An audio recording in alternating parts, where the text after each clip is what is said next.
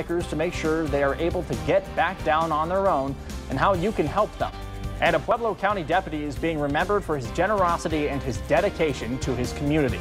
You'll hear from his family and his friends right now. Now, with 11 minutes of nonstop news and your certified most accurate forecast, this is KKTV 11 News at 10. Thanks for joining us. I'm Spencer Wilson. The Pueblo County Sheriff's Office is mourning the loss of one of their own tonight. Deputy Jeffrey Bastian died unexpectedly yesterday while off duty. His family tells us he passed from a stroke. 11 News reporter Julie Martin spoke with friends and family of the deputy. Julie, they're hoping his legacy inspires others. Spencer, Deputy Bastian's wife and longtime friends described him as someone who was dedicated to serving the community and would give the shirt off his back for anyone. He was born and raised in Pueblo before becoming a patrol deputy for the county. Now his wife Tracy tells us Jerry was a proud organ donor and was always doing what he could to help others. Tracy also said there is potential one of Jerry's friends will receive his kidney. Longtime friend Jim Kane said he hopes others can follow in his footsteps and give back to others in need. Well, what he left with Pueblo is that hopefully we can follow that and give more, and it doesn't have to be financial. Give more of your time, give more of your heart, give more of your mind to the people around you and to make the community better. Now, funeral arrangements for Jerry will be held Thursday morning at 10 o'clock at the Praise Assembly in Pueblo. It is open to the public. Back to you, Spencer. Thank you very much, Julie. Let's check in with Christina Sanjuan for your no-wait weather. Christina, how hot was it today? Yeah, it was pretty toasty out there today. Spencer made it to the middle 80s, and the Springs just about 2 degrees shy of our average for this time of year, so not so bad. But out into the eastern plains, despite having all of those showers and storms around pretty much your entire afternoon, still made it well into the 90s, 97 in La Junta today. So you are taking your time to really cool down, especially along Highway 50, where you're still sitting in those 70s around Colorado Springs. Just dipped into the upper 60s right now. Nice, calm breeze right now as well, so it's feeling pretty good. And I think we will dip down a few more degrees in the Springs, lower 60s were to start off your Monday, with some 50s in Monument, and middle 60s is what you'll wake up to in the eastern plains. But we do have a few changes on the way in terms of the weather when it comes to our work week. Limited storm chances as well as smoke also going to be making a return. We'll talk about all of that coming up in the full forecast. Spencer. Christina, thank you. We have an 11 traffic alert. We were just over at another sinkhole in Colorado Springs. Colorado Springs police say North Union Boulevard will be closed for that sinkhole at Toshel Drive. Police say the construction entrance at North Union Boulevard and Old Ranch Road has now been opened. Crews are asking drivers to use alternative routes until the sinkhole is fixed. Right now, they are rerouting people from Old Ranch to Bradley Ranch Road. We do have a reporter out on the scene. We're having some technical issues, but we have spoken with someone who's already having a hard time getting home because of that sinkhole. And the Pueblo community is still looking for an 81-year-old man last seen yesterday morning around 4:45. Investigators say this man, Daniel Otero, was last seen near Eagle Ridge Boulevard and Ridge Drive in Pueblo. Otero reportedly suffers from cognitive impairment, and his family is worried about him. Police say Otero was last seen wearing checkered blue and white scrub pants, no shirt, and will be using a walker that has his name and address printed on it. If you have any information or you see Otero, please call police. It's the number on your screen. Investigators are looking into who shot into 2 homes in Colorado Springs earlier this morning. Police were called out around 2:45 near Parkmore Village Drive. That's on the northeast side of the city near Palmer Park. Officers were able to find multiple shell casings around the home and damage to the homes, but none of the witnesses were able to help lead them to the suspects. No one was hurt in the shooting, but police are still looking for more information on what happened. They're hoping you'll give them a call if you can help out. A massive house fire near Roxborough State Park kept firefighters busy last night, and this video is crazy. They tell us this was sparked by a faulty propane grill, which then quickly spread to the rest of the home. 2 people were able to make it out okay, but the home is a total loss. At one point, a part of the house collapsed, which pushed firefighters back. So they launched a drone to help keep eyes on the house and keep them at a safe distance. They say this was especially difficult because pockets of heat kept reigniting the home over and over. So they had to keep a close eye that the fire didn't spread to the surrounding area. 11 minutes of nonstop news continues with this. We're seeing a trend of lost and injured hikers more and more during the summer. And while the Colorado Springs Fire Department is there to help, it's not always easy to make it to those people who need the help. 11 News reporter Julie Martin shows how crews got a hiker down today near the Helen Hunt Falls Trail after she hurt her leg. Another weekend, another hiker rescued at the Cheyenne Canyon Park. Thankfully, this rescue was pretty straightforward for firefighters. It was a fairly simple rescue. Certainly the trail's a little slippery today with all of the rock and gravel and scree up there. But this isn't the first time CSFD has been called out for something like this summer, and it likely won't be the last. We do a lot of trail evacs in Cheyenne Mountain State Park, in the Cheyenne Mountain Canyon, and Garden of the Gods. It's not just hikers who get hurt. Last week, crews had to get 3 hikers down who didn't know how dangerous the heat can be when out exploring. It was quite a hot day today, and if you're not prepared for hiking in such direct sun, then the heat-related illnesses can overcome you quite quickly. And sometimes there's nothing they can do. On July 5th, a climber died at Cheyenne Canyon after they were hurt and stranded 200 feet above ground. It's a park, but we are in the wilderness. So always make sure that you have proper footwear, wearing actual hiking boots. So how do you keep yourself safe and keep firefighters from having to perform a rescue? Plan ahead. Looking ahead at the location you're going to be recreating in, make sure that you're physically able to and also prepared with water, nutrients, and also a charged cell phone. That helps out a lot in case you do get into a predicament. Best to prepare. That was Julie Martin reporting. In some instances, it can take hours for free and fire and rescue to get up to injured or lost hikers, and even getting the equipment they need up the trail can be an issue. So help them out. Come prepared. And a veteran support group is raising awareness for a very important issue in the veteran community. The group, 22 Until None, says they are focusing on getting help to our community here in Colorado Springs and bringing awareness to suicides among veterans. Today, the group put together a fundraising event at the VA clinic off Fillmore and Centennial, where dozens from the group got in their cars to circle the hospital 22 times for the 22 people who reportedly killed themselves each day. My biggest piece of advice for any veteran that is suffering from anything, you have brothers and sisters out there ready and willing to help you. Organizers say they're planning Vet Fest next weekend, too, to support their cause.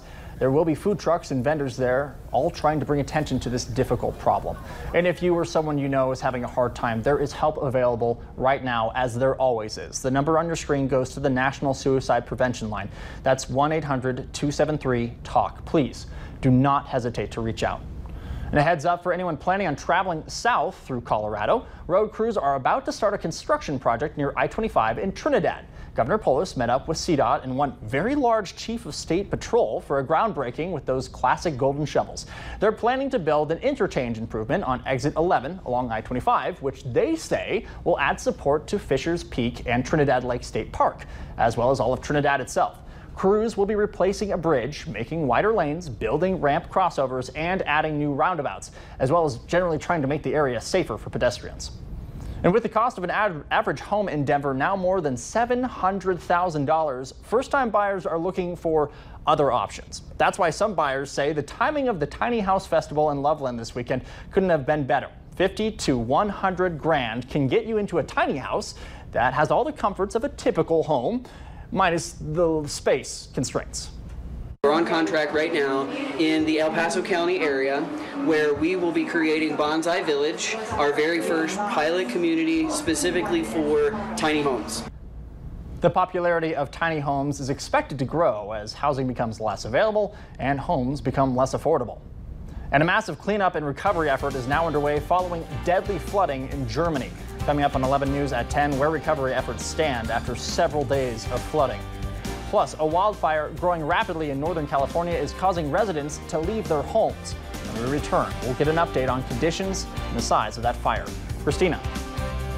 Well, Spencer, we're looking at a quiet radar this evening for once. Now, that's a prelude to some pattern changes that are going to be in place this week. We'll go day by day when we come back.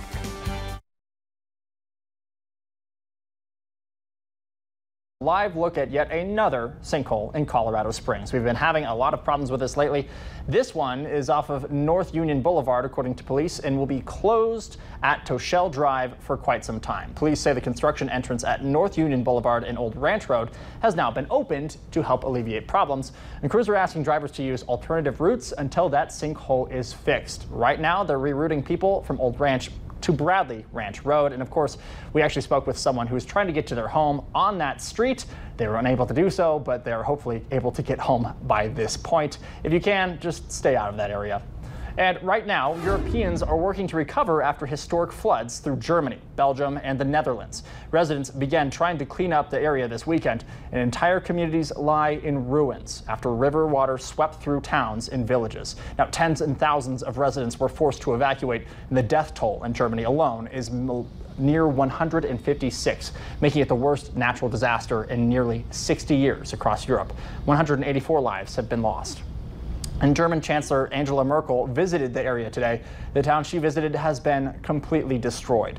Floodwaters washed away the roads, destroyed the sanitation system, and phone and internet networks are either down or unstable. Chancellor Merkel talked to neighbors, town administrators, and emergency service workers as they try to clean the areas up. She's expected to announce her recovery plan and ask German allies for their help in the next coming hours. And the Tamarack fire in Northern California has now become the latest in a string of wildfires plaguing the West Coast to force residents out of their homes. According to the U.S. Forest Service, the fire has burned more than 32 square miles of land near the California-Nevada state line. It's been burning since the 4th of July, but high winds and dry conditions are causing it to explode in size. The town of Markleeville and communities to the south are under mandatory evacuation orders. So all the hotels were full. We had to sleep in our cars last night. My 75-year-old mother, my 75-year-old dad. They gave us about 20 minutes notice. But it looked like they said the fire was like 5-6 miles away, and about an hour later it was right on us. They didn't give us any time at all. Gosh, and you can see the smoke in that interview already. 10 homes have already been destroyed so far. More than 200 are now in danger as firefighters try and get that under control. Let's turn now to meteorologist Christina Sanjuan. Are we seeing any smoke from anything like that?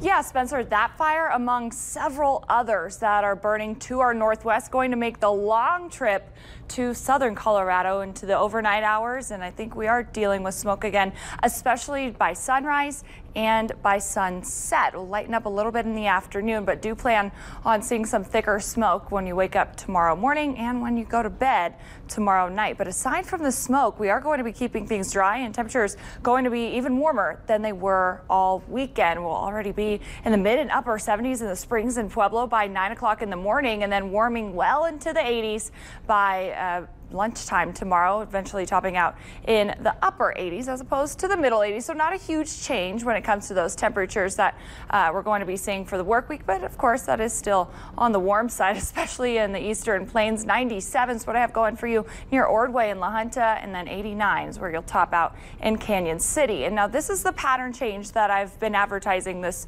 whole show, is the high pressure. It's still going to be in place, but it is going to scoot a bit to our north, and that's really going to limit any sort of storm chances for us, especially in Colorado Springs and areas stretching to the east. More so going to be dealing with moisture off to the west. So our higher terrain still going to be dealing with about daily storm chances, but not so much for the plains. And temperature is going to hold pretty steady in those upper 80s and even touching some 90s, I think, by the end of the work week. So here's what that looks like. We're really going to keep it pretty consistent, especially overnight temperatures, just low to mid 60s, and then, like I said, eventually warming into the 90s on Friday with a spot storm chance coming back into the picture by the weekend as high pressure gets back right over the Four Corners where it's been all weekend long. Now, Pueblo going to be staying mainly dry the next couple of days, certainly very warm, especially on Thursday and Friday, and even keeping those hot temperatures through the weekend. But you do have a storm chance. I'd say your best one is going to be on Thursday of this week before you have a dry day Friday, and then those storm chances return for the weekend. Now, Canyon City and Woodland Park, as I've been mentioning, you are going to see increased storm coverage there simply because of where we have that high pressure set up right now. But none of these days, that being said, are going to be a washout by any means. Just make sure that you do have backup plans if you are headed to Canyon City or Woodland Park in the afternoon. Spencer. Christina, we'll keep that in mind. Thank you. And new at 10 tonight is the final night of Pride Fest here in Colorado Springs, and the LGBTQ+ community is not only celebrating but giving back as well. 11 News reporter Megan Hiler was just out at that celebration and shows how they hope to grow their group. Pride Month is held in June for most of the country, but here in Colorado Springs, it's held in July. Members of the LGBTQ+ community say this is a great time to see everyone, especially after time apart due to COVID. Here's some video of the festivities this week at Club Q. There were tons of events to show your pride, including a barbecue, equality and inclusion training, karaoke, concerts, a pride motorcade, drag shows, and more. Some of the money raised at the event goes to help the United Court of the Pikes Peak Empire, a nonprofit organization which helps support other nonprofits in the local community with funding and volunteers. Today, we spoke to a Pride Fest board member who says it's good to see how far we've come and what work still needs to be done. It's just fantastic just to see everybody of all ages actually starting to live their true life and come out and support and not being afraid of being who they are in public anymore. You know, obviously every community still has their challenges to work on, whether it's support from the surrounding cities, the businesses, the authorities, healthcare, anything along those lines still needs to grow a lot. And it's not just our community, it's just kind of nationwide, but just seeing the growth in the 10 years I've been here is phenomenal. And members are hoping to grow the fest even bigger in the coming years and give to even more charities in the future. The fest goes tonight until 2 a.m. when Club Q closes. Back to you. Megan Hiler, thank you. And 11 sports reporter Richie Cozzolino is with us now in studio. Richie, you told me that an Avs fan favorite might be going to a different team. Yeah, I hope I'm wrong, Spencer, but it's definitely a possibility right now. Gabriel Landeskog, Avs captain for almost a decade, in danger of leaving for the league's new franchise. We're going to explain how this week's expansion draft for the Seattle Kraken works and how it could result in Gabe leaving for the Mile High City. That's next in sport. Have you heard? KKTV 11 Sports with Richie Cozzolino. The KKTV 11 Sports Wall, sponsored by Perkins Motors. It's been a pretty rough welcome back to Coors Field for the Colorado Rockies. COVID issues have hit a few players on the team, and Rockies pitching, allowing 19 runs in their first 2 games back against the Dodgers. Maybe just avoiding a sweep on Sunday could maybe salvage the weekend. It did a lot more than that. 7th inning is where our highlights begin. Pinch hitting Matt Adams, singling off the shift to left, 3-2 Rockies on top. Not for long. Into the 8th, Will Smith, 4 RBIs for him Friday, a couple today. LA retakes the lead by 1. To the 9th inning we go. Last chance for the Rocks. Keeping it alive is Chris Owings, bringing Ryan McMahon home. Tie game again. Let's go to extras. Dodgers scored 1 in the 10th. Here's Trevor Story. No homer here. Sac fly to right. Garrett Hampson comes home. But the next batter, Charlie Blackmon. We know he's got all sorts of power, and Chuck Nasty does it again. 381 feet to right. Rockies win their first of the year against LA, a 6-5 win. Chuck getting a bath, crowned the king with the double bubble. Oh man, these Rockies, that is their 10th walk-off win of the season. They've only won 41 games in total this year. It's also their first win of the year over the Dodgers in 9 tries. Next up, a pair against Seattle, where All-Star Herman Marquez makes his first return to the mound since the All-Star game, Tuesday night, first pitch at 6:40 p.m. Well, there's a new team coming into the NHL next season, and of course, that team needs players. In the coming week, the Seattle Kraken will have an expansion draft, picking 1 player from the 30 current NHL teams. Today, the Avs protected 11 of their players, but left 1 notable name out. Captain and left winger Gabriel Landeskog, not on the Avs list of protected players, and can now be signed by the Kraken. Landeskog was already an unrestricted free agent coming into this offseason and was looking for a new, bigger contract. Now, if Seattle makes a tempting offer, he can be signed before the draft and head to the Northwest. If Seattle does not take him, Avs can start working out a deal the following week. Landeskog has been on the Avs for 10 years and a captain for 9 of them.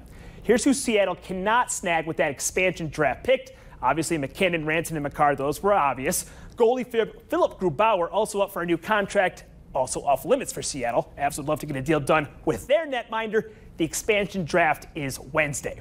Finally, the U.S. men's national team continues to impress. Today, they won their group at the CONCACAF Gold Cup with the fastest goal in tournament history. Right here, Shaq Moore on the cross in the box against Canada just 20 seconds into the match.